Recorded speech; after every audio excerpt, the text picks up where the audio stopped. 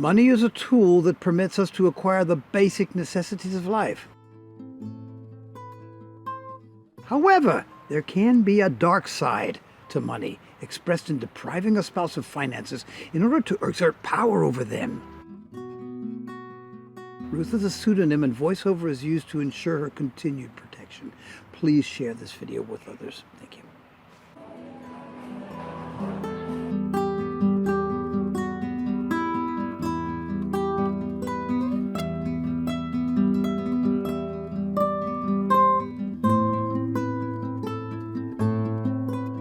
Because my husband, one of his rationales was that he was so fervently committed to the Lord that he was working in a volunteer capacity as unpaid.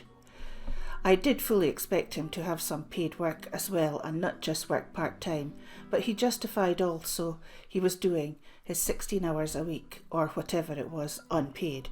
Anyway, the pastor got to hear about this, that and the other.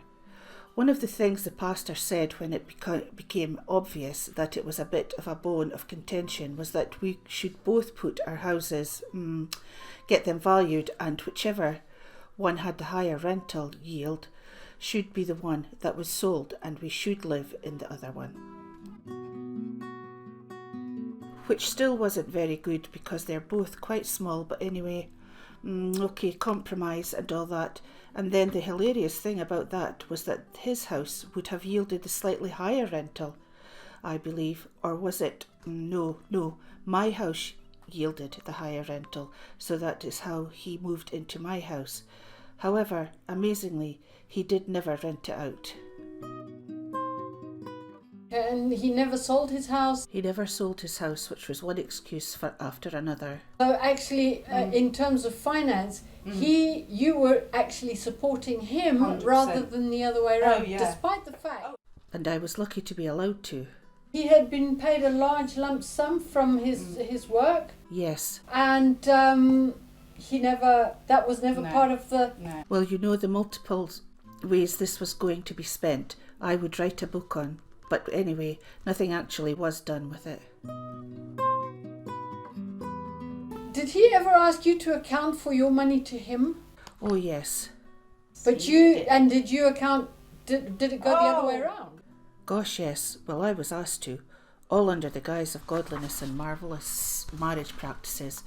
We had to agree, his idea, that if we spent more than £30 or £20, I think it was 30, that we had to explain to the other person what it was for, so that when we finally did get a joint account, which he was shamed into getting in the end.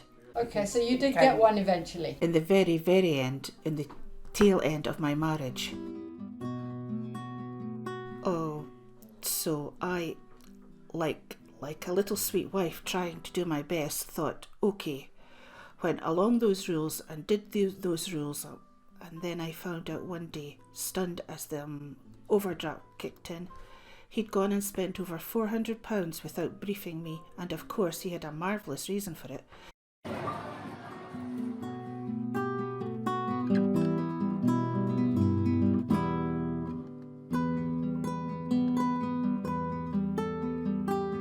After her marriage broke up, the ex-husband tried to take half of the equity in her house that she paid for years before they ever met. A bully is a coward. If you have any questions, contact restoredrelationships.org, please. Next week, Vicar Richard will be with us. Don't miss it. God bless and bye for now.